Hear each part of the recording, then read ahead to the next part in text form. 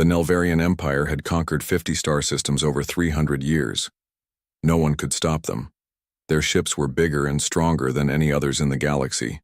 Their weapons could destroy planets. Their soldiers never showed fear or mercy. Admiral Zexalon stood on the command deck of the Imperial dreadnought, inevitable. His 4 arms were folded behind his back as he watched the view screen. The planet below, Terius IV, was putting up a fight. It would not matter. None of their fights ever mattered. "Status report," Zexalon said. His voice was like dry leaves rustling together. Sub-Commander Vextra approached and bowed her head. Her exoskeleton clicked as she moved. "Their orbital defenses are at 20% capacity. Our first wave has breached the atmosphere. Ground forces report minimal resistance." Zexalon's mouth parts twitched in what passed for a smile among the Nelvarians. "How long until full surrender?" 3 hours, Admiral. Perhaps 4. Acceptable. Prepare the assimilation protocols. This was how it always went. The Nelvarians would arrive. They would attack. The defenders would fight and die. Then the survivors would become workers in the Great Hive. Some planets lasted days. Most lasted hours. None had ever turned back the Nelvarian fleet. "Admiral," called out the sensor operator. "We are detecting a transmission from the far side of the system." Zexalon turned his large, compound eyes toward the officer. "A distress call?" "No, Admiral. It appears to be a warning. Not from the Terrians. It's in a language we haven't encountered before." "Show me."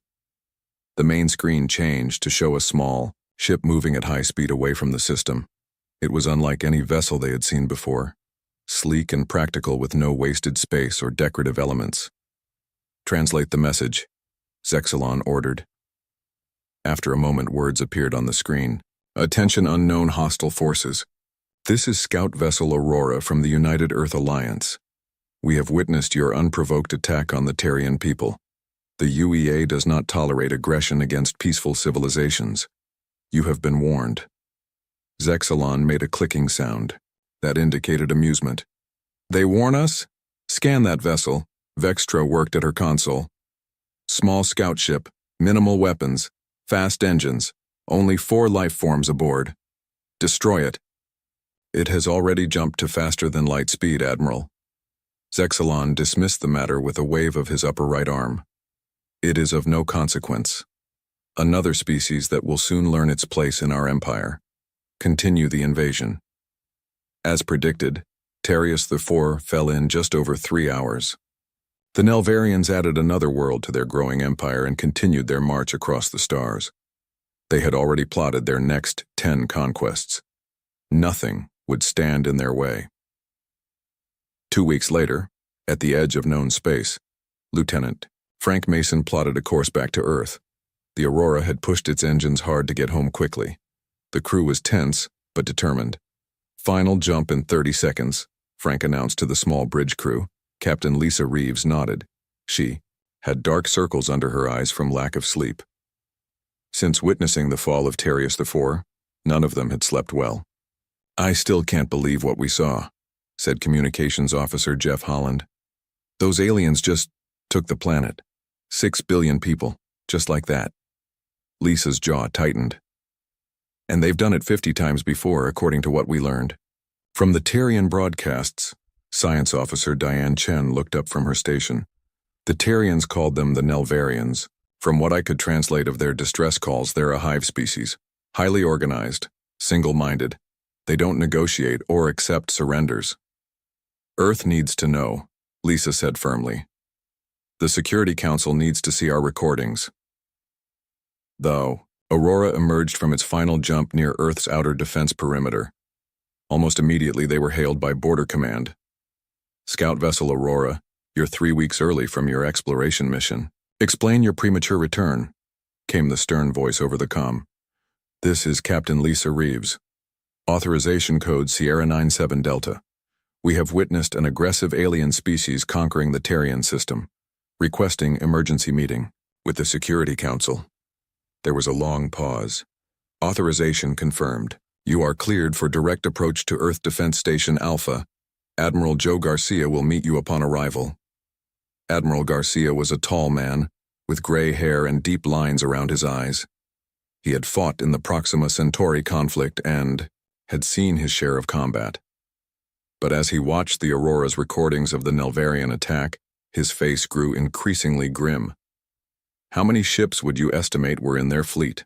he asked when the recording ended. Lisa took a deep breath. "At least 200 that we could detect. But their main dreadnought alone was nearly the size of our largest space station." Garcia studied the tactical displays showing the Nelvarian ships. "Their technology is advanced. Those energy weapons, I've never seen anything like them."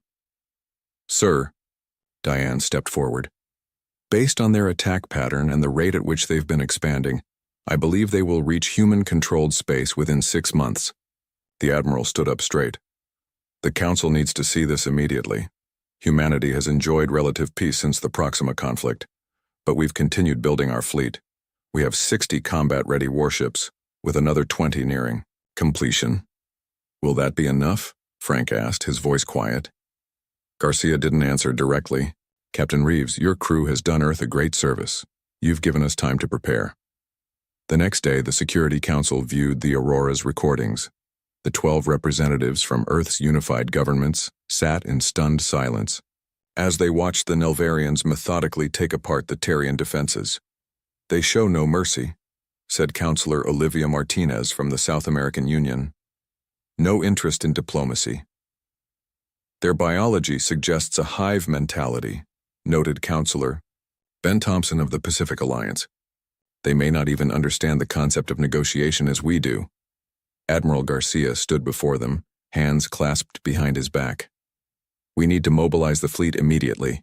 Every shipyard must be put on emergency footing. All ships under construction must be expedited."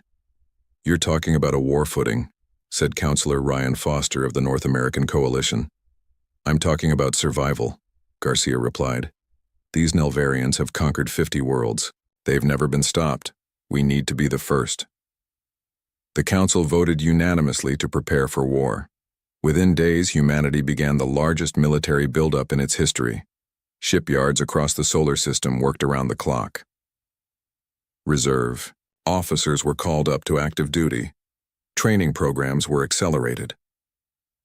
On the bridge of the newly commissioned warship USS Defender, Commander Eric Wells reviewed his orders. The Defender was one of Earth's newest and most advanced vessels. It carried experimental weapons and defense systems that had never been field-tested. "Lieutenant Amber Garrett reporting for duty, sir," said a young woman with short brown hair as she stepped onto the bridge. "Welcome aboard, Lieutenant. You're our new tactical officer?" "Yes, sir. Graduated top of my class at the academy." Eric nodded. "Good. We're going to need the best. We ship out tomorrow to establish a forward defense line at Proxima Centauri." Amber studied the mission briefing on her tablet. "Do you think we can stop them, sir? These Nelvarians?" Eric looked out the viewport at the stars. Somewhere out there, an unstoppable force was moving toward Earth, conquering everything in its path. "They've never faced humans before, Lieutenant. We'll show them why that was their mistake." 3 months passed since the Aurora brought its warning to Earth. The human fleet grew stronger each day. New ships joined the defense line at Proxima Centauri. Weapons were tested, plans were made. Everyone worked without rest. Commander Eric Wells sat in his office aboard the USS Defender. The ship had become home to him and his crew. They had trained together, preparing for the fight that was coming. Eric studied the latest intelligence reports. The Nelvarians had conquered 2 more systems. They were getting closer. A knock on his door pulled him from his thoughts. "Enter," he called. Lieutenant Amber Garrett stepped inside. "Sir, we've received new orders from Admiral Garcia." Eric took the datapad she offered. He read quickly, then looked up with surprise. "They want us to move beyond Proxima, into the Arcturus system?" "Yes, sir. Intelligence believes the Nelvarians will pass through there next." Eric stood up and moved to the star map on his wall. Arcturus was far from Earth's normal patrol routes. It would put the Defender alone at the edge of known space. "We're to set up early warning beacons and gather intelligence on Nelvarian movements," Amber explained. If possible, we should observe their tactics without engaging. When do we leave? Admiral wants us underway in 6 hours. Eric nodded. Inform the crew. Tell Chief Engineer Brad Miller I need our new stealth systems at 100%. Yes, sir. Amber hesitated at the door. Commander, we'll be the first humans to face these aliens directly. I know, Lieutenant. Let's make sure we're not the last. The USS Defender dropped out of faster-than-light travel at the edge of the Arcturus system. It was a beautiful system with 2 habitable planets. Both had small colonies of peaceful traders from various species. None had strong defenses. Stealth systems engaged, announced Engineer Brad Miller from his station. We're running silent. Eric studied the main view screen. Any sign of Nelvarian ships? Communications Officer Kelly Wright shook her head. Nothing yet, sir, but I'm picking up a lot of frightened chatter from the colonies. Word has spread about what happened at Terrius. Position us near the outer asteroid belt, Eric ordered. We'll use the magnetic interference to help mask our signature. For 3 days, the Defender waited and watched. The crew was tense but ready. They had trained for this moment. Earth was counting on the information they would gather. On the 4th day, alarms sounded across the bridge. Multiple ships dropping out of FTL at the edge of the system. Amber reported from Tactical. Her voice was steady despite the fear she must have felt. Eric moved to his command chair. On screen, maximum magnification. The view screen showed a terrifying sight. 20 large ships appeared at the edge of the system. They were angular and insect-like, covered in weapon mounts and armor plating. Behind them came a massive dreadnought, twice the size of any human vessel ever built. That's the inevitable, Eric said quietly. The same flagship we saw in the Aurora's recordings. They're moving toward the inner planets, Amber reported. Standard formation, just like at Terrius. Eric watched as the alien fleet moved with perfect coordination. They didn't communicate with each other using any signals the Defender could detect. It was as if they all shared one mind. Begin recording everything, Eric ordered. Every detail about their ships, their weapons, their tactics. Earth needs to know exactly what we're facing. The Nelvarians approached the first colony on Arcturus. 2. The planet had minimal defenses, a few orbital platforms and a small defense force. Nothing that could stop the coming attack. Sir, Kelly called out, her voice tight. I'm picking up distress calls from the colony. They're begging for help. Eric gripped the arms of his chair. Their orders were clear. Observe only. Do not engage. The information they gathered would help save billions of lives later. Maintain position, he said, though each word felt like a betrayal. The bridge crew watched in silence as the Nelvarian ships began their attack. It was methodical and efficient. They disabled the orbital platforms first, then landed ground forces. Within an hour, the colony's main settlement was surrounded. Their ground troops moved like insects, noted Security Chief Paul Evans as he watched the tactical display. They don't take cover or show concern for casualties. Because they don't think as individuals, Amber said. Each soldier is just a part of the whole. As the attack continued, Eric noticed something unusual. Zoom in on their lead destroyer, he ordered. The screen showed a Nelvarian vessel breaking formation. It moved away from the main attack, turning toward the outer system. They've detected something, Eric said. Amber, full scan of Sector 7. Amber worked her console quickly. Sir, there's a small transport trying to escape the system. Looks like refugees from the colony. The Nelvarian destroyer accelerated toward the transport. There was no doubt about its intentions. Eric stood up slowly. Their orders were clear. Do not engage. Remain hidden. Gather intelligence. But 20 families were on that transport. People who just wanted to live. Sir? Amber looked up at him, waiting for orders. Eric made his decision. Bring weapons online. Plot an intercept course. Brad looked up from engineering. Commander, our orders. I know our orders, Eric cut him off. But we're not going to hide and watch while they murder innocent people. He turned to the helm. Lieutenant Sam Cooper, take us in. Full speed.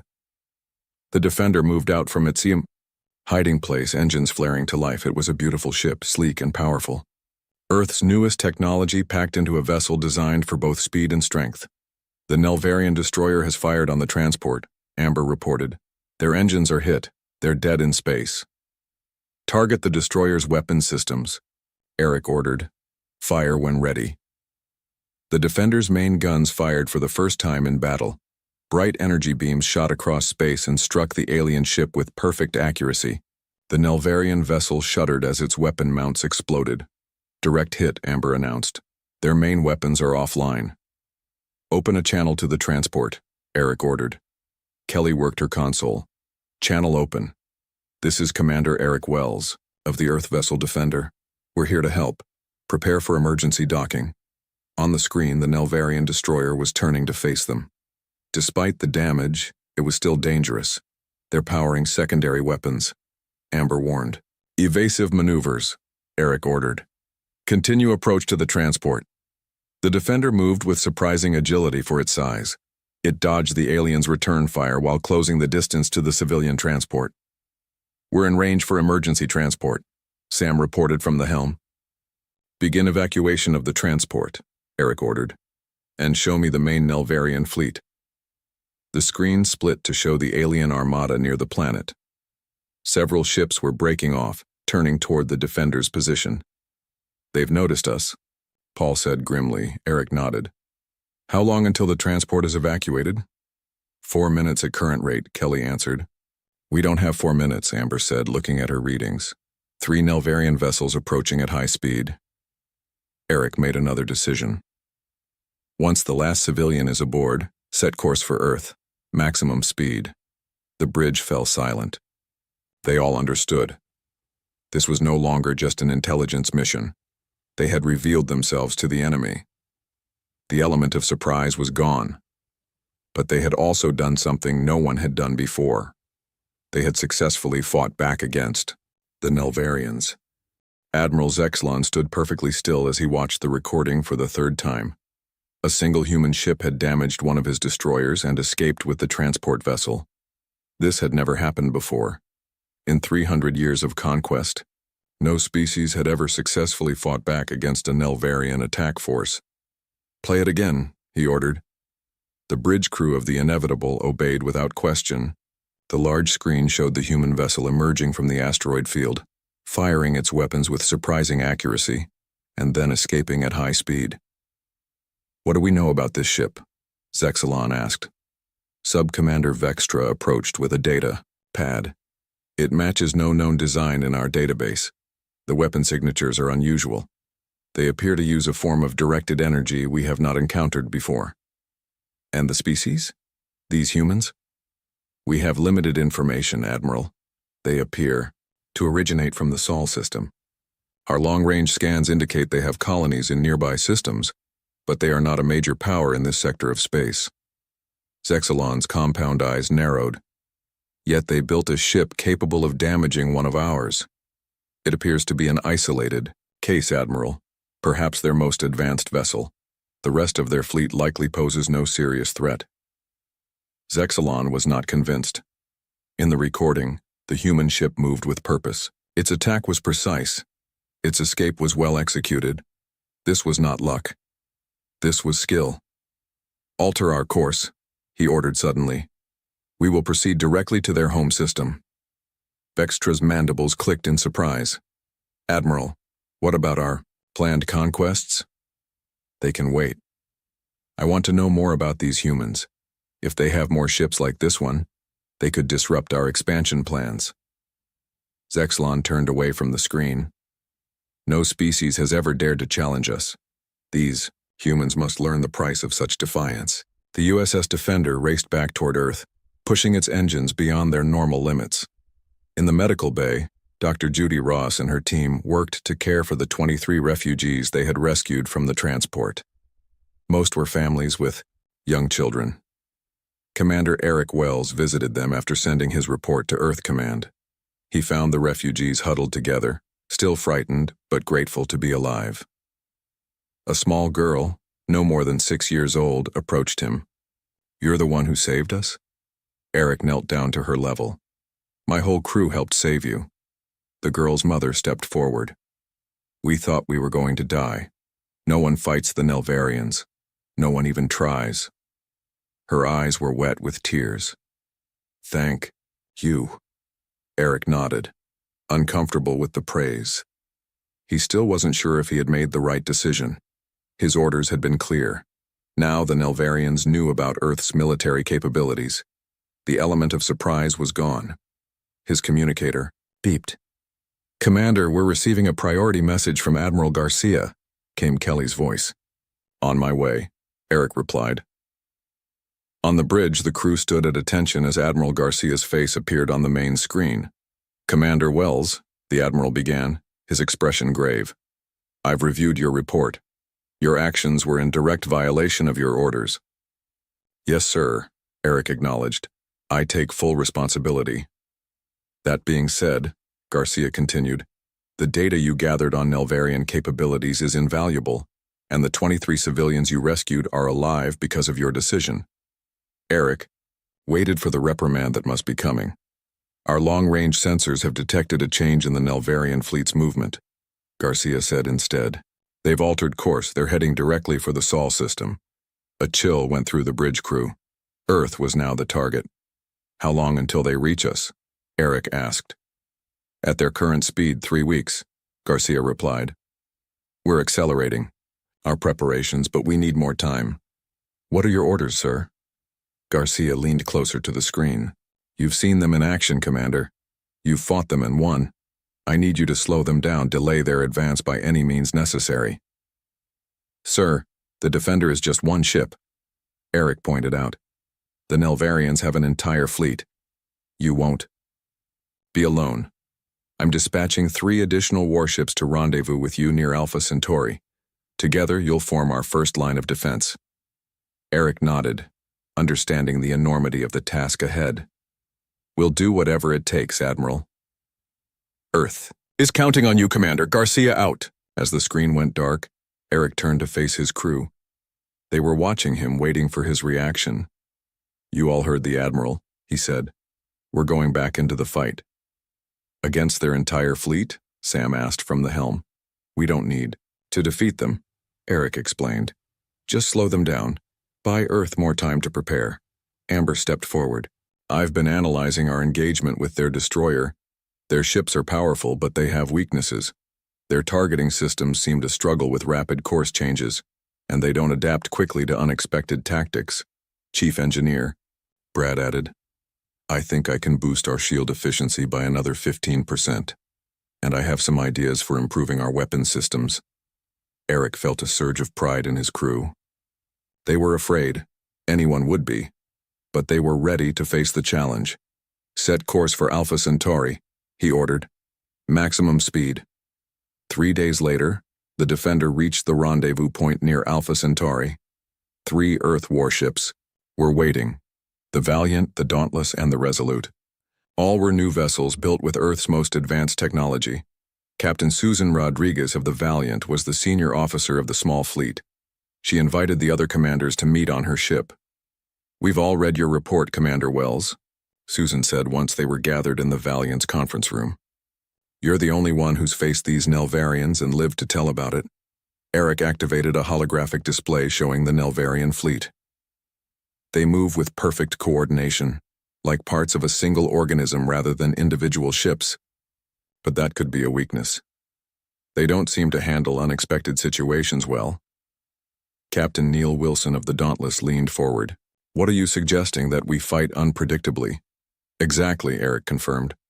"Human unpredictability might be our greatest advantage." Captain Laura Simmons of the Resolute studied the hologram. 4 ships against their entire fleet? That's not a battle. That's a suicide mission." "We don't need to win," Eric reminded them. "We just need to slow them down, hit and run, disrupt their formation, force them to stop and regroup." The 4 commanders spent hours developing their strategy. They would use the dense asteroid field near the edge of the system as cover. They would strike from different directions, never engaging directly for more than a few minutes. As the meeting ended, Susan looked at each of them. "Earth is depending on us. We have to buy them as much time as possible." They returned to their ships and prepared for battle. The crews worked around the clock, making final adjustments to weapons and shields. Everyone understood what was at stake. On the bridge of the Defender, Eric checked the latest sensor readings. Nelvarian fleet approaching. Estimated arrival in 6 hours. Amber looked up from her tactical station. Sir, do you think we can really do this? Slow them down enough to matter? Eric considered the question carefully. I believe we can, not because we have the strongest ships or the most powerful weapons, but because we have something the Nelvarians don't understand. What's that, sir? Eric smiled slightly. The human will to survive against impossible odds. Throughout our history, we've faced enemies that should have defeated us. But we never gave up. We adapted. We found a way. He turned to look at the star field on the main screen, where soon the Nelvarian fleet would appear. We're about to teach them a lesson about humanity they won't forget. The 4 human warships waited in the asteroid field. Their engines were quiet. Their weapons were ready. Crews checked and double-checked their systems. No one spoke much. They all knew what was coming. On the bridge of the Defender, Eric watched the long-range scanner. The Nelvarian fleet was approaching fast. Over 200 ships moving in perfect formation. All ships, maintain communication silence, Eric ordered. Remember the plan. Wait for Captain Rodriguez's signal before moving. The minutes passed slowly. The Nelvarian fleet grew closer. They showed no sign of detecting the human ships hiding among the asteroids. They're entering the field now, Amber reported from her tactical station. Her voice was steady despite the tension. Eric nodded. Weapon status? All systems ready, sir. The main Nelvarian fleet began to pass through the asteroid field. They moved with careful precision, navigating between the large rocks. Their formation remained tight and organized. Then the signal came from the Valiant. 3 quick flashes of light, invisible to normal sensors but clear to the human ships. Signal received, Kelly confirmed. Captain Rodriguez is initiating phase 1. All hands battle stations, Eric ordered. Prepare to move on my mark. The Valiant emerged from behind a large asteroid. It fired its main weapons at 2 Nelvarian cruisers. The shots hit with perfect accuracy. Both alien ships suffered damage to their engine sections. Immediately, the entire Nelvarian fleet reacted. They began to turn toward the Valiant. Now, Eric commanded. The Defender powered up its engines and shot out from its hiding place. It targeted the rear section of the Nelvarian formation and fired. More alien ships took damage. At the same time, the Dauntless and Resolute attacked from different directions. The human ships moved quickly, striking and then changing course unpredictably. The Nelvarian fleet's perfect formation began to break. Some ships turned to face the Valiant. Others moved toward the Defender. Their coordinated movement faltered as they tried to respond to attacks from multiple directions. It's working, Amber said with surprise. They can't maintain formation under attack from different angles. Eric watched the tactical display. The Nelvarians were struggling to adapt to the human tactics. Their hive mind coordination, usually a strength, was now a weakness. They couldn't respond effectively to the chaotic attack pattern. Begin phase 2, Eric ordered.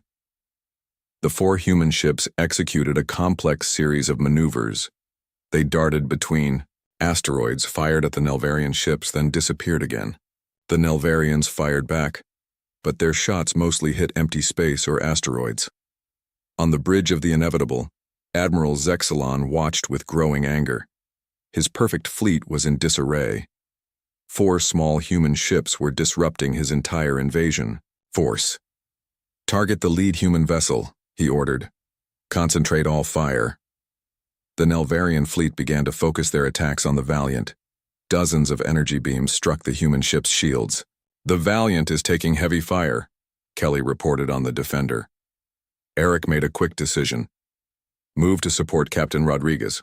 All weapons, target the ships firing on the Valiant. The Defender accelerated toward the center of the battle. Its main guns fired rapidly, striking several Nelvarian vessels. The Dauntless and Resolute followed, adding their firepower. The Nelvarian attack on the Valiant lessened as they were forced to defend against the new threat, but the damage was already severe. Valiant reports shield failure, Kelly announced. They're taking direct hits to the hull. Tell Captain Rodriguez to withdraw, Eric ordered. We'll cover her retreat. The Valiant began to move away from the battle, trailing debris and venting atmosphere from multiple hull breaches. The other 3 human ships formed a protective screen around it. Nelvarian vessels are regrouping, Amber warned. They're adapting to our tactics. Eric could see it. On the tactical display, the alien fleet was starting to move with more individual initiative. Ships were breaking from the main group to pursue specific targets. They're learning, he realized. Phase 3, now. The human ships deployed special devices they had prepared. The devices began to emit powerful electromagnetic pulses and false sensor readings. The space around the asteroid field became filled with confusing signals. The Nelvarian ships slowed, their sensors unable to distinguish real targets from false ones. Some began firing at sensor ghosts. It's working, Brad reported from engineering. Their targeting systems are confused. Begin withdrawal, Eric ordered. All ships fall back to the secondary position. The 4 human warships used the confusion to slip away. They regrouped at a safe distance and assessed the damage. The Valiant was badly hurt. Large sections of its hull were damaged.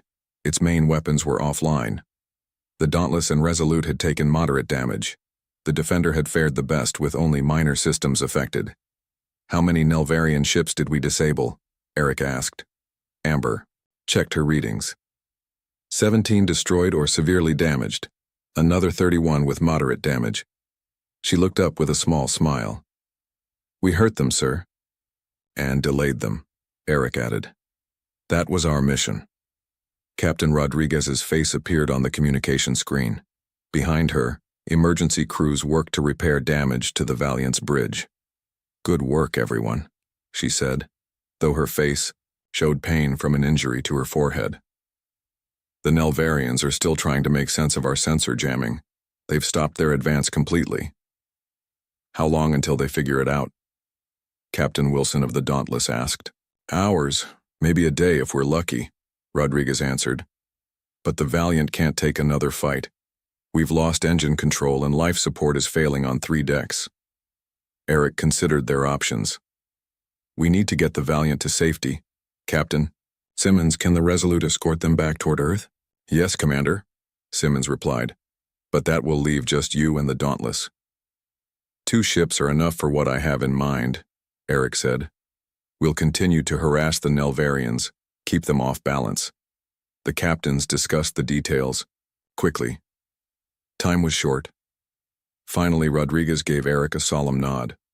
Good luck, Commander Wells. Don't take unnecessary risks. We'll buy Earth as much time as we can, Eric promised. The Resolute took position alongside the damaged Valiant. Together they began the journey back to Earth. The Defender and Dauntless remained behind, hiding once more among the asteroids. They would continue the fight, 2 ships against an armada. On the bridge of the Defender, the crew was quiet. They had survived the first battle, but everyone knew the next would be harder. The Nelvarians were adapting, learning. Do you think Earth will be ready in time, sir? Amber asked quietly. Eric looked at the tactical display. The Nelvarian fleet was still disorganized, but they would recover soon. I don't know, he admitted. But every hour we delay them gives Earth another hour to prepare. And right now, time is the most valuable thing we can give our people. He turned to face his crew. Rest while you can. When the Nelvarians get moving, again, we'll be ready for round 2. The crew returned to their duties with renewed determination. They had accomplished something remarkable today. They had proven that the Nelvarians could be hurt, could be confused, could be delayed. For the first time since their empire began, the Nelvarians had met an enemy they couldn't simply overwhelm. They had met humanity. 2 more days passed. The Defender and Dauntless continued their hit-and-run attacks against the Nelvarian fleet. They would strike quickly, then hide among the asteroids or in the shadow of nearby moons. Each attack slowed the alien advance. Each hour bought more time for Earth, but the cost was high. The Dauntless had lost its main engines during the last attack. It drifted in space, trying to make repairs. The Defender's shields were failing. Half its weapon systems were offline. The crew was exhausted, working around the clock to keep their ship fighting. On the bridge of the Defender, Eric studied the latest sensor readings. The Nelvarian fleet was moving again, this time with escort ships sweeping ahead to prevent ambushes. "They've adapted to our tactics," he told his senior officers during a brief meeting. "We need something new." Brad Miller rubbed his tired eyes. "The engines can't take much more, Commander. We've pushed them beyond safety limits. And we're down to 30% on ammunition for the main guns," Amber added. Eric nodded. He understood their situation was desperate. "What about the new targeting algorithm you were working on?" Amber straightened slightly. "It's ready, sir. It should let us hit their command ships more accurately even with our damaged weapons." "Good. We'll focus all our remaining firepower on their leadership vessels." Eric turned to communications. "Officer Kelly. Any word from Captain Wilson?" "The Dauntless reports engine repairs are progressing, but slowly. They need at least 8 more hours." Eric knew they didn't have 8 hours. The Nelvarian fleet would reach them much sooner. "We'll draw them away from the Dauntless," he decided. "Give them time to complete repairs." The senior officers exchanged worried glances. They all understood what that meant. The Defender would face the entire Nelvarian fleet alone. "Prepare the ship for combat," Eric ordered. "We leave in 30 minutes." As the others returned to their stations, Paul Evans, the security chief, remained behind. "Sir, the crew is ready to fight," he said quietly. "But you should know. We all understand this might be our last mission." Eric placed a hand on Paul's shoulder. "As long as we buy Earth more time, it will be worth it." The Defender moved out from its hiding place. Its engines strained as it accelerated toward the edge of the asteroid field. Ahead, the Nelvarian fleet continued its advance toward Earth. "Open a channel," Eric ordered. "All frequencies." Kelly worked her console. "Channel open, sir." Eric stood tall as he addressed the enemy. "Nelvarian fleet, this is Commander Eric Wells of the Earthship Defender. For days, we have shown you that humans will not surrender, will not be conquered. Turn back now, or face the full might of Earth's defenses." There was no response at first. Then the main screen showed Admiral Zexalon. The alien's compound eyes seemed to study Eric with cold calculation. "Human Commander," Zexalon's voice rasped. "Your primitive vessel has been an annoyance, nothing more. Your tactics are now predictable. Your defeat is inevitable."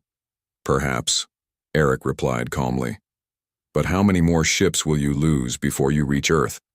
How much weaker will your fleet be when you face our main defense force?" The Nelvarian admiral's mandibles clicked in what might have been amusement. "You have delayed us, yes, damaged some of our vessels, but we are many, and you are few. This game ends now." The screen went dark. Immediately, the Nelvarian fleet changed course. 50 ships broke from the main group and moved toward the Defender's position. "They've taken the bait," Amber reported. "They're pursuing us, not searching for the Dauntless." "Set course for the gas giant," Eric ordered. "Full speed." The Defender raced toward the massive planet at the edge of the system. Its swirling storms and strong gravitational pull made it dangerous to navigate, but also offered places to hide. The Freita. Nelvarian ships followed, closing the distance quickly.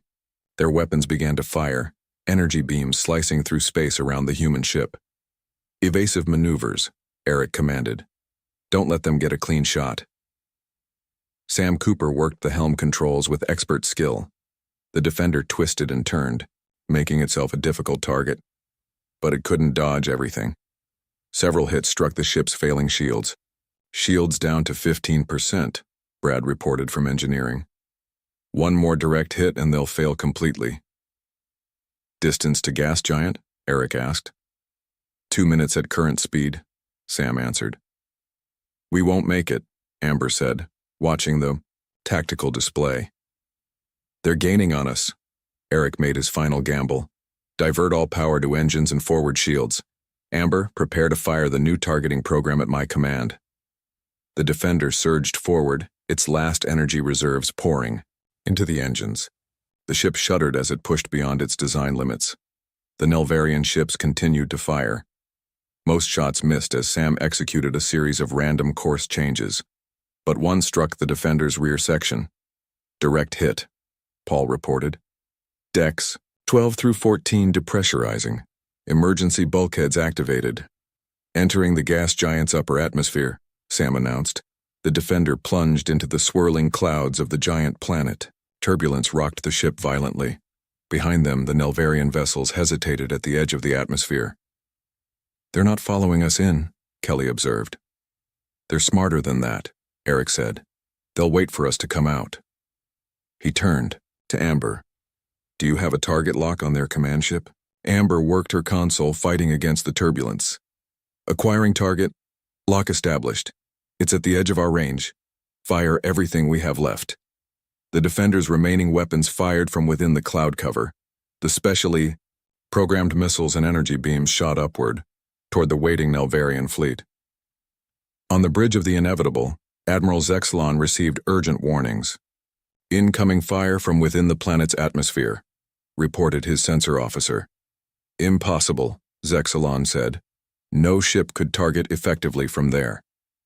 The human missiles struck 3 Nelvarian vessels, including Zexalon's command ship. The Inevitable shuddered as explosions tore through its lower decks. "Damage report," Zexalon demanded. "Main power systems hit," responded his engineering officer. "Propulsion damaged, weapons at 60% capacity." For the first time in his long career, Zexalon felt uncertainty. These humans fought like no species he had ever encountered. Inside the gas giant's atmosphere, the Defender was failing. Systems overloaded. Hull plates buckled under the pressure. "We can't stay here much longer," Brad warned. "The hull integrity is critical." "Did our attack hit anything?" Eric asked. Amber checked her sensors. "Confirmed hits on 3 ships, including what appears to be their command vessel." A small cheer went through the bridge crew. "Now for our exit strategy," Eric said. "Set course for the polar opening. Maximum speed." The Defender struggled through the dense atmosphere, heading for a thinner region near the planet's pole. The ship was barely holding together. As they emerged from the clouds, they saw something unexpected. In the distance, hundreds of new ships were arriving. For a moment, Eric thought they were more Nelvarian reinforcements. Then Kelly shouted with joy, "Sir, those are Earth ships. The defense fleet is here." On the main screen, Admiral Garcia's face appeared. "Commander Wells, your delaying action worked. You gave us the time we needed. Earth's full fleet is assembled and ready for battle."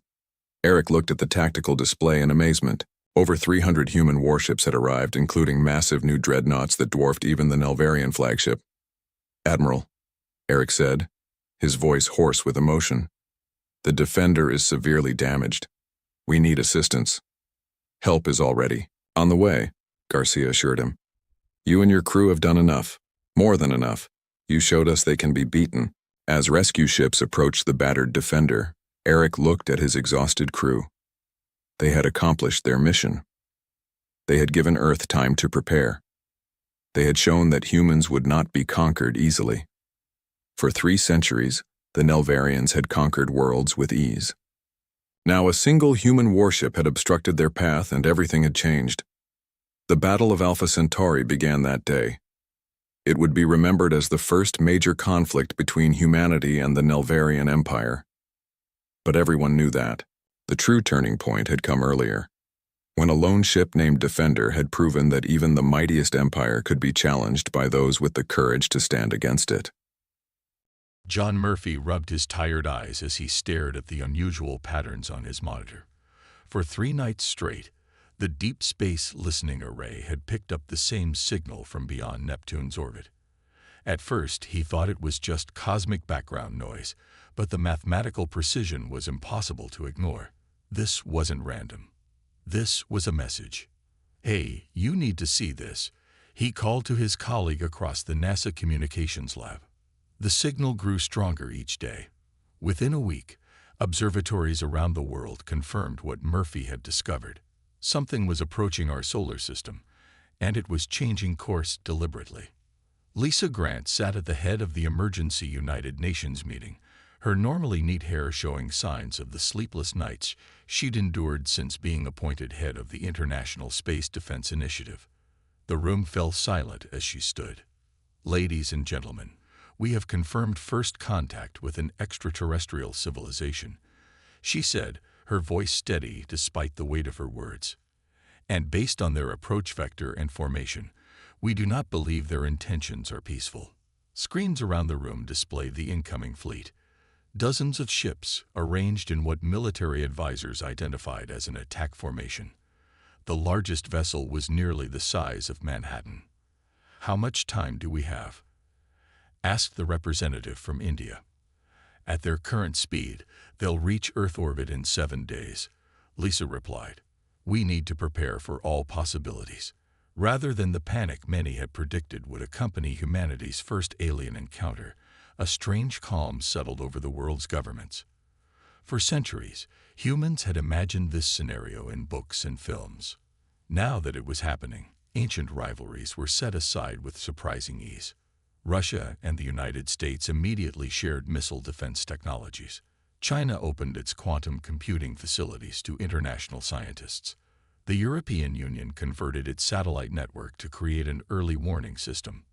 On the 6th day, as the alien fleet passed Mars, they'd broadcast their first message. It came simultaneously to every television, radio, and digital device on Earth. "People of the third planet, we are the Araxian Empire, rulers of 300 star systems. Your world has been selected for integration into our realm. Surrender your resources and accept our authority, and you may continue to exist under our protection. Resist and face elimination. You have 1 planetary rotation to respond." The message was followed by images of worlds being destroyed, civilizations falling to the Araxian war machine. It was meant to terrify humanity into submission. In an underground bunker beneath Colorado, General Pete Wilson watched the alien message with 50 other military leaders from around the world. "They're trying to scare us," said Colonel Maria Diaz from the Brazilian Air Force. "Standard psychological warfare." Wilson nodded, "But they don't understand who they're dealing with. Humans don't scare easily." While official channels prepared a response, the planet's defense systems were activated. Satellites were repositioned. Missile silos opened. Submarines moved into strategic positions. Fighter jets were armed and fueled. On the morning the Araxian ships entered Earth orbit, Lisa Grant delivered humanity's official response. "Araxian Empire, we have received your message. Earth welcomes peaceful contact with all spacefaring civilizations. However, we do not surrender our sovereignty or our resources to threats. We invite you to establish diplomatic relations as equals. Otherwise, be warned that any hostile action against our planet will be met with the full force of our united defense capabilities." From his command ship, Admiral Crowell of the Araxian fleet was puzzled by the response. The scout reports had indicated a divided planet with nations constantly at war with each other. Yet now, they spoke with one voice. Most planets surrendered immediately upon seeing the Araxian fleet. Those that resisted never lasted more than a few days. "They are primitive," he told his officers. "Their most advanced vessels can barely reach their own moon. Begin the first phase of the conquest protocol." As the Araxian ships moved into attack positions, they failed to notice that Earth's orbital satellites were tracking their every move, analyzing their formation weaknesses, and transmitting data to defense systems below. They didn't see the submarines silently launching specially modified missiles from the oceans. They couldn't detect the stealth aircraft approaching from the atmosphere's edge. The Araxians had conquered hundreds of worlds, but they had never encountered humans before. They were about to learn why that was a grave mistake. Admiral Crowell studied the blue planet on his view screen with growing frustration. The initial scans made no sense. Most civilizations the Araxians conquered had a single planetary government, a unified military, and centralized power centers that could be quickly disabled. Earth had none of these things. "Explain this to me again," Crowell demanded of his chief intelligence officer. The humans organized themselves into nearly 200 separate political units called nations, the officer replied. Each has its own military, government, and defense systems. They compete with each other and have fought countless wars among themselves. Yet they responded to us as one. Crowell said. How is this possible? None of his officers had a satisfactory answer.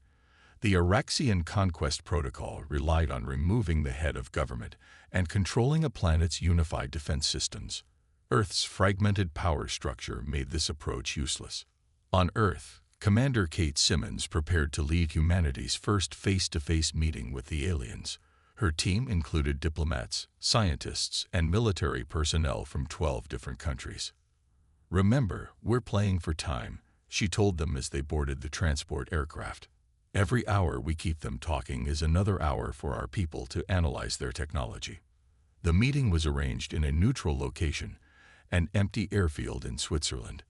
The Araxians arrived in a small shuttlecraft, clearly designed to intimidate with its imposing black hull and weapon systems.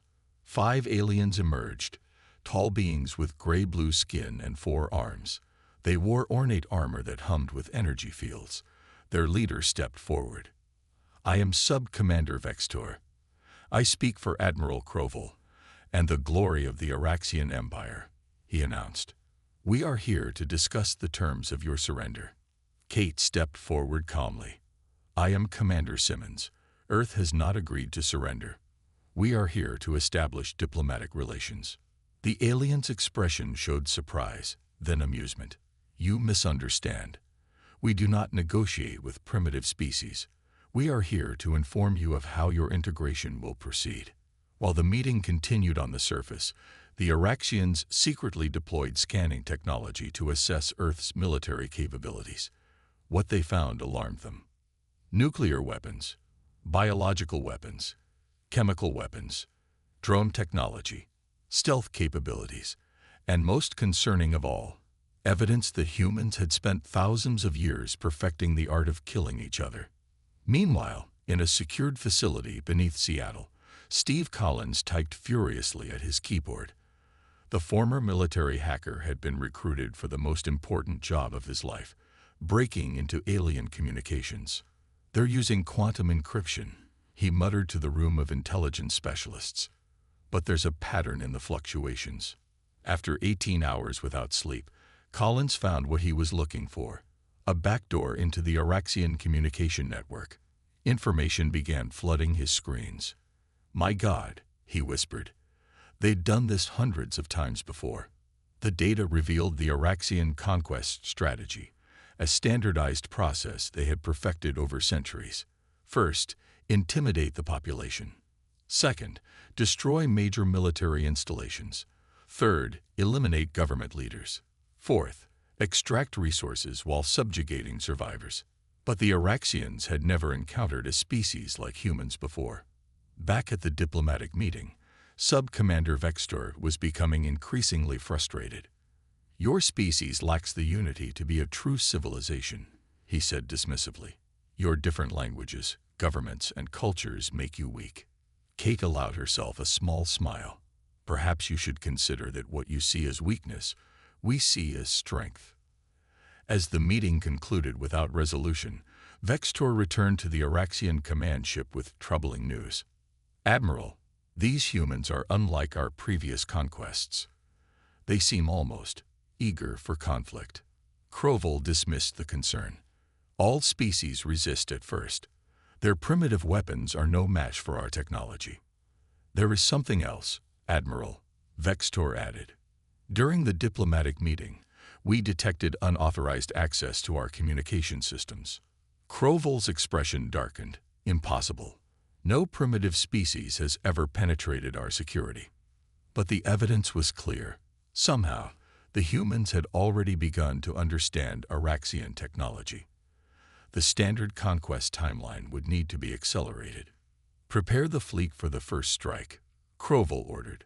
We will show these humans the price of defiance. As the Araxian ships moved into attack formation, They remained unaware that Earth was already 3 steps ahead in a game the aliens didn't know they were playing. The Araxian attack began at dawn. 117 orbital strikes hit military bases across Earth simultaneously. Bright beams of energy cut through the morning sky, leaving destruction in their wake. Admiral Crowell watched from his command ship, satisfaction evident in his posture. This was how it always began. A show of overwhelming force, followed by the inevitable surrender. The humans will contact us within 1 planetary rotation to offer their surrender, he told his officers confidently. But something unexpected happened. The humans didn't surrender. They fought back. At Nellis Air Force Base in Nevada, the smoking ruins concealed an underground bunker where pilots raced to their aircraft. The base above was destroyed, exactly as planned. The real facilities, hidden deep below ground, remained untouched. Similar scenes played out across the planet. The Araxians had targeted what they thought were Earth's military headquarters, unaware they were hitting decoys constructed in the days since first contact.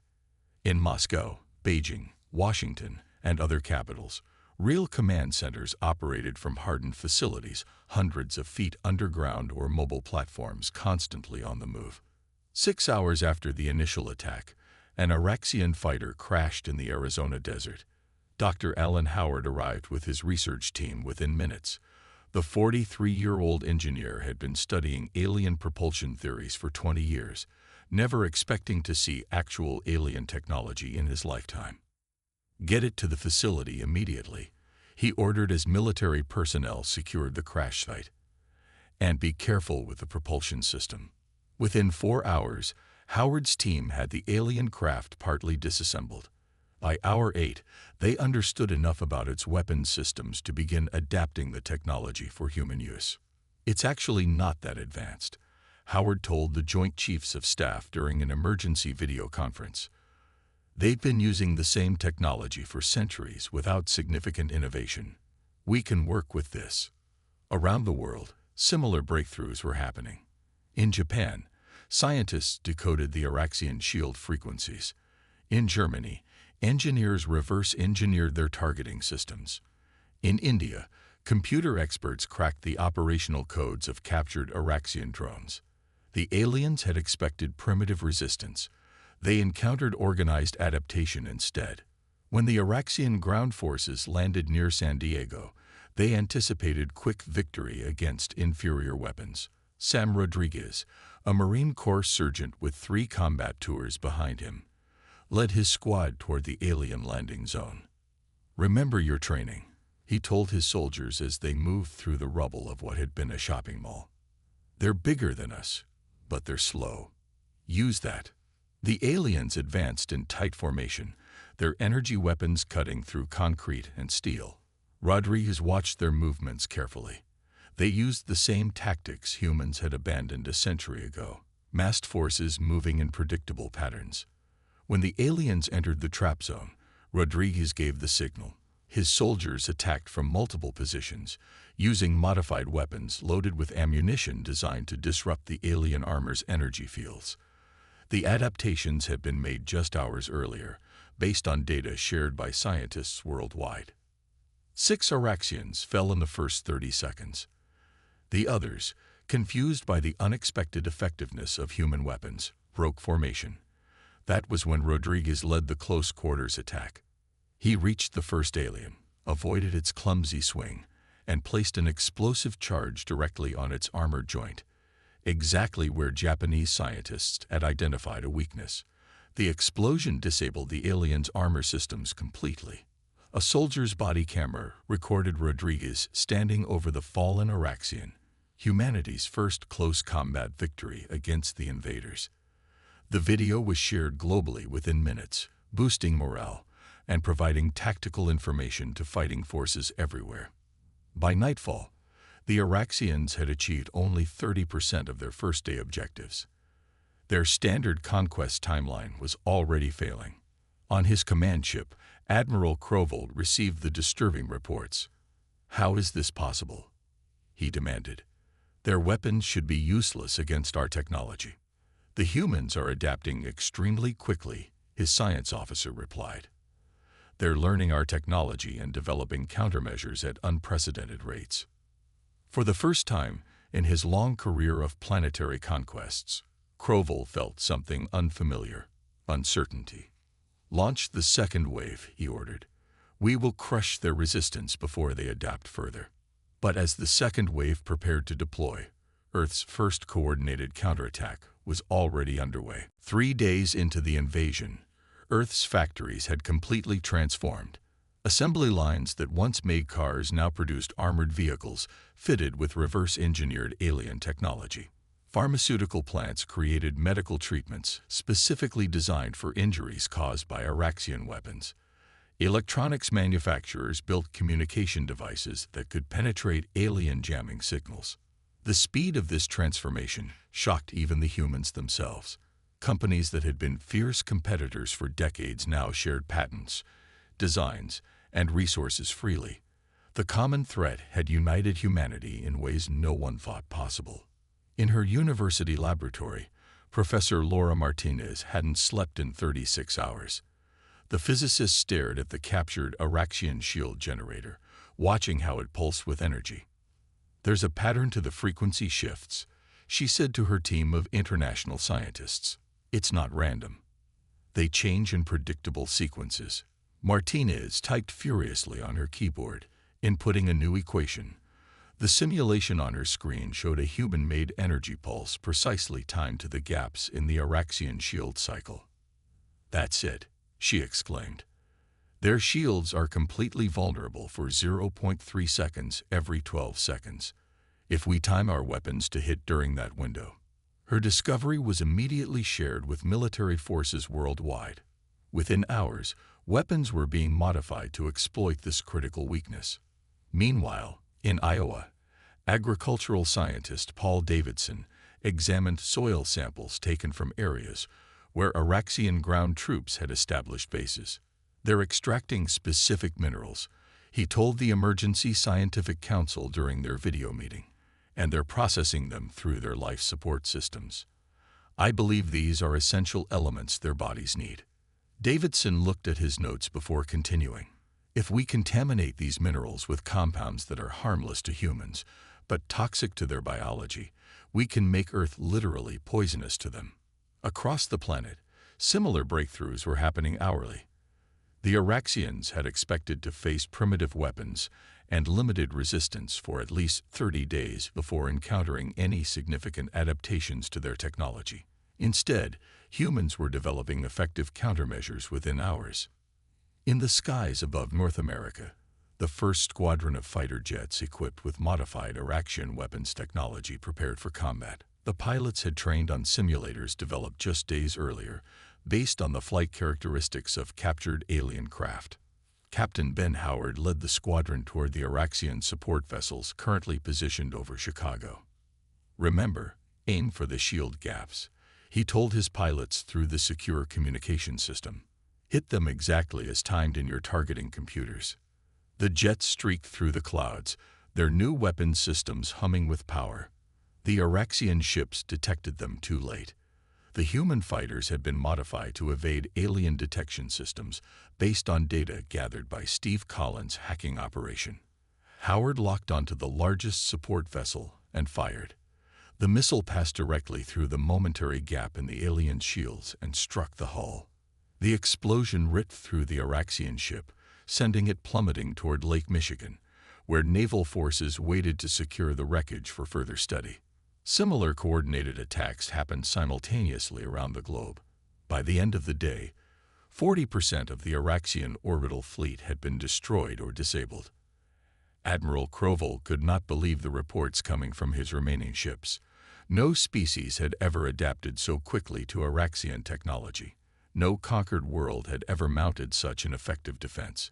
His carefully planned invasion timeline was now completely useless. How are they doing this? He demanded. We believe they are sharing information globally, his intelligence officer replied. Every discovery made anywhere on the planet is immediately available to all their forces. They are learning collectively. This concept was alien to the Araxians, whose empire was built on strict hierarchies and controlled information. The idea of open collaboration between different nations, companies, and militaries was something they had never encountered before. Crowell made a decision. Launch all remaining ground forces immediately. We must establish control before they develop more countermeasures.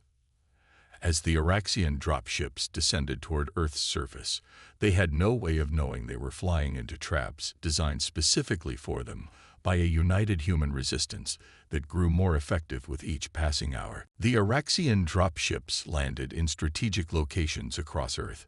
One of their main forces established a base outside Denver, Colorado. The aliens expected to face organized military resistance. They did not expect Frank Williams. Frank taught high school chemistry before the invasion. Now he led 30 civilians who had refused to evacuate.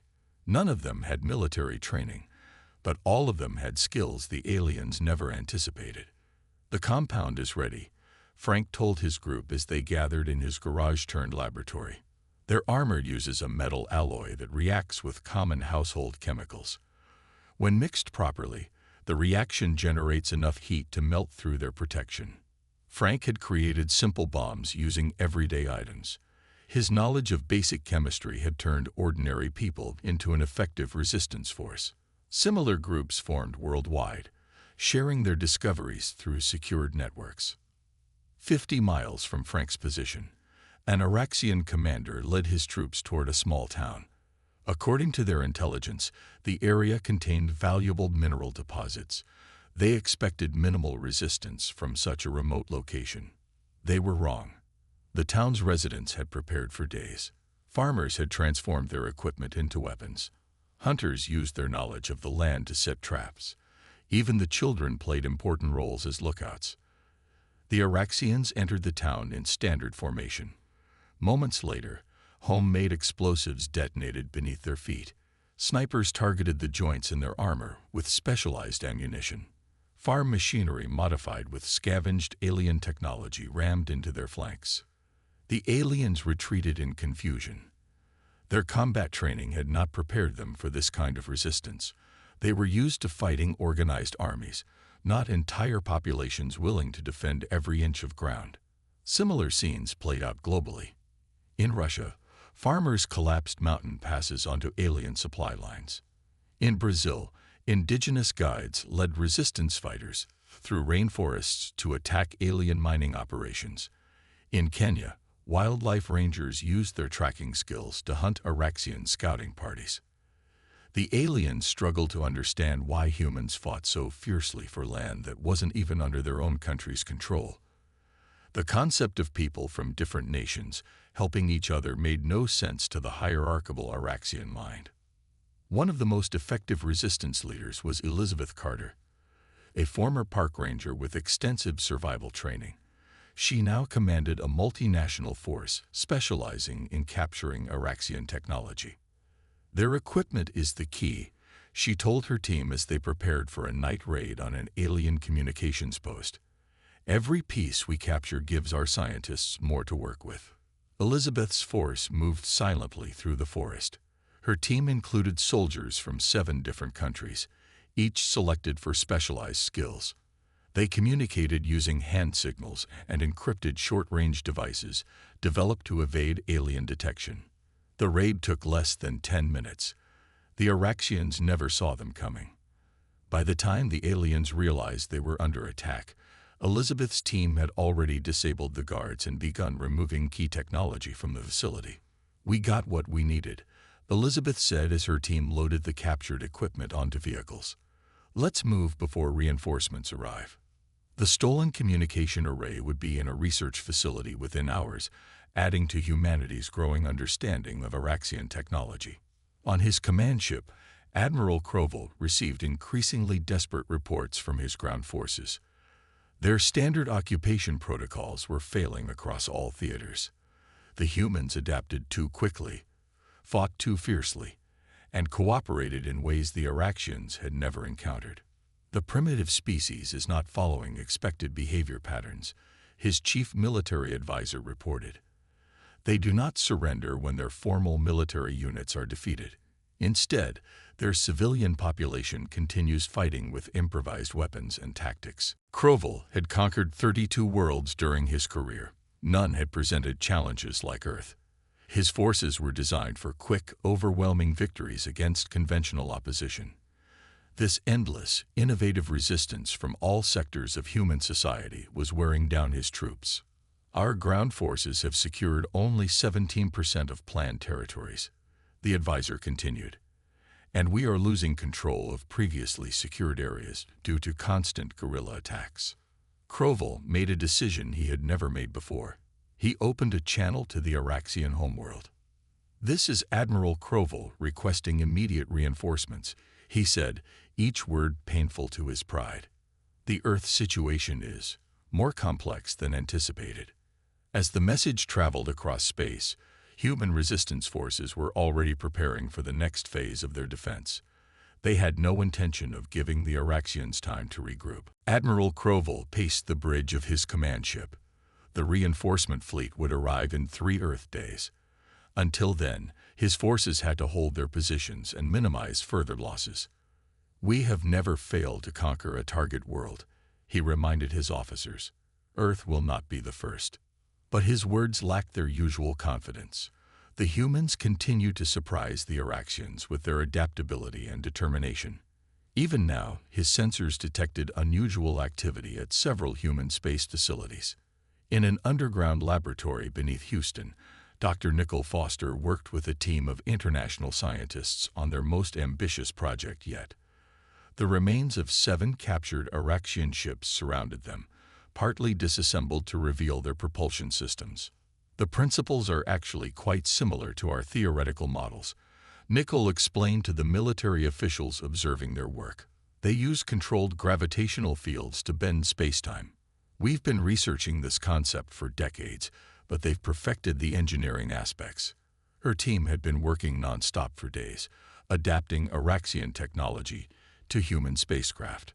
The first prototype was almost complete. "How soon can it be ready for deployment?" asked General Johnson. Nicole looked at the modified space shuttle, now fitted with alien engines. 24 hours if we skip the final safety checks." "Do it," the general ordered. "We need to take the fight to them before their reinforcements arrive." Half a world away, at a secret facility in the Gobi Desert, the best pilots from a dozen nations trained on simulators designed to mimic Araxian ships. The simulators used data collected from captured vessels and observations of alien flight patterns. Captain Eric Taylor scored highest in the combat exercises. The former Navy pilot had a natural instinct for space combat that even the instructors couldn't explain. "You're thinking 3-dimensionally," he told the other pilots. "In space, there's no up or down, no horizon. You have to let go of those limitations." 20 hours later, Eric stood before the UES Defiance, Earth's first spacecraft equipped with Araxian technology. The modified shuttle looked strange with its new propulsion system and weapons, but its capabilities far exceeded anything humans had built before. "She's ready," Nicole told him as he prepared to board with his crew of international pilots. "The navigation system works on the same principles as the alien craft. You'll be able to match their maneuverability." Eric nodded. "And the weapons. Based on their own technology, but with our improvements. Their shields cycle every 12 seconds. Your targeting computers will time your shots to hit during the vulnerable moments." The launch countdown began. In silos and bases across the planet, hundreds of modified missiles prepared to launch simultaneously. The coordinated attack would create a diversion for the Defiance to approach the Araxian fleet undetected. As the ship lifted off, communication centers worldwide broadcast the same message to every human on Earth: Operation Turning Point has begun. The missiles launched first, streaking toward the Araxian fleet from multiple directions. The aliens detected the incoming attack and moved to intercept, exactly as planned. While their attention focused on the missiles, the Defiance approached from behind Earth's moon, hidden from their sensors. Eric felt a moment of awe as he piloted the ship past the lunar surface. Humans had dreamed of traveling the stars for centuries. Now they were about to engage in Earth's first space battle. "All weapons systems ready," reported his weapons officer. "Target locked on the command vessel." The Defiance accelerated toward the Araxian fleet. By the time they detected the human ship, it was too late. Eric launched the first volley precisely as the alien flagship's shields entered their vulnerable cycle. The weapon struck with perfect timing, disabling the Araxian vessel's main engines. Confusion spread through the alien fleet as they tried to identify this unexpected threat. The Defiance moved with incredible speed and agility, firing at target after target. Each shot was carefully timed to the shield cycles. More human ships launched from Earth, all equipped with the same modified technology. Admiral Crowell watched in disbelief as human vessels that shouldn't exist attacked his fleet with weapons they shouldn't understand. "How is this possible?" he demanded. "They've adapted our technology in days." On Earth, billions of people watched live feeds of the battle. For the first time since the invasion began, they dared to hope. The Araxians had chosen Earth as their next target, expecting an easy conquest. That had been their first mistake. Now, as the reinforcement fleet approached, they were about to make their second. The Araxian reinforcement fleet emerged from deep space, expecting to join a nearly completed conquest. Instead, they found half of Admiral Crowell's original invasion force destroyed or disabled, and the remaining ships engaged in desperate combat with Earth vessels that shouldn't exist. Humanity had not waited for the aliens to strengthen their position. Within days of launching the first space-capable vessels, Earth's combined forces had established a defensive perimeter around the planet and begun attacking Araxian supply lines. Ryan Miller had been flying cargo planes before the invasion. Now he piloted the Swift Arrow, a small fighter craft equipped with hybrid human Araxian technology. His squadron specialized in hit-and-run attacks on enemy supply ships. "Target coming into range," Ryan told his squadron as they approached an Araxian supply convoy. "Remember, use the maneuver we practiced. They won't expect it." The human fighters approached the Araxian ships head-on, then executed a complex spinning movement that no alien pilot had ever seen before. The maneuver worked because human pilots weren't constrained by traditional space combat doctrine, like the Araxians were. Their pilots always followed the same patterns, Ryan had explained when developing the tactic. They'd never needed to improvise before. "We can use that against them." The attack was over in minutes. 3 Araxian supply ships disabled, their precious cargo of weapons and materials now drifting in space for human recovery teams to collect. On Earth, people watched these victories on their screens with growing hope. Unlike most conquered species, humans broadcast their battles openly, sharing footage of both victories and defeats. News programs analyzed alien tactics and celebrated human innovations. This transparency confused the Araxians completely. In their empire, information about military operations was tightly controlled. The idea of openly discussing combat strategies seemed insane to them. "They are broadcasting their resistance to inspire their population," an Araxian intelligence officer reported to the reinforcement fleet commander. "They show our ships being destroyed as a psychological tactic." What the Araxians couldn't understand was that this openness allowed humans to adapt collectively. Every battle provided new information that scientists and military strategists worldwide could study and learn from. The greatest human victory came when a special operations team led by Commander Greg Wilson captured an Araxian communications hub in the mountains of New Zealand. The facility contained technology that could access the entire Araxian military network. "We need to work quickly," Greg told his team as they secured the facility.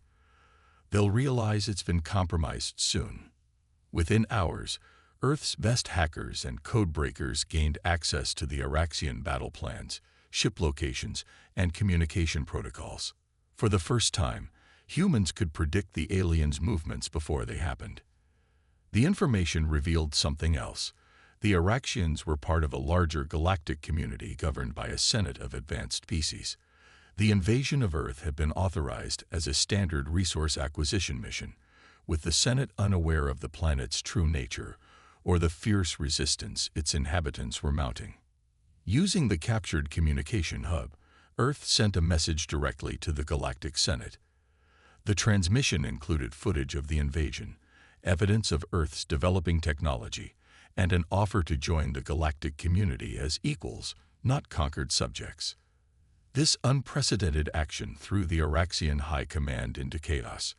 No species had ever contacted the Senate during an invasion.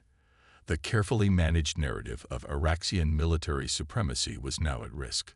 The effects spread beyond Earth, on planets throughout the Araxian Empire. Subject species who had been monitoring Earth's broadcasts began their own rebellions. The humans had shown that the supposedly invincible conquerors could be defeated with adaptation and determination. Admiral Kroval watched his carefully constructed invasion plan collapse completely. The humans had not only defended their planet, but taken the fight to Araxian territory and exposed the Empire's vulnerabilities to the entire galaxy. "Order all ships to regroup," he commanded, his voice hollow with the knowledge of what was coming. "We must prepare for the Senate's response." The Araxians had expected to add another conquered world to their empire. Instead, they had inadvertently introduced a new, dynamic species to the galactic stage, one that had proven itself more adaptable, innovative, and determined than any they had encountered before. As Earth's ships continued to press their advantage, the humans had a simple message for the Araxian Empire. Choosing Earth as a target had been the biggest mistake in their long history of conquest.